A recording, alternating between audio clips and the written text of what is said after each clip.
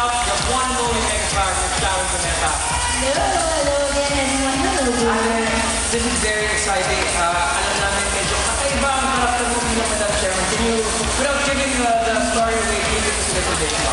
Basta ano siya, ang tawag ni Direk, parang tawag siya, pero more dramedy. It's a family-oriented show na medyo meron din sa inside pagdating sa, meron siyang social awareness. Pero because not chairman siya ng barangay. Pero nagsasabay niya yun.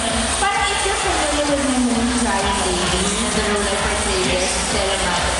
Parang si Stella, version, parang hindi, gawin mo sa version 2.1. Pero, di ba nakakita ka dito? Sasabihan ka rin mo. And of course, ang isa pa sa highlights nito, ang writer nito, yung pinakamamahal natin si Direk Joey Reyes. So, Ang ating ina. how does this get to be reunited with the director? It's always been a pleasure and a privilege pagka nakakatrabaho ko sa Direk Joey na direct na niya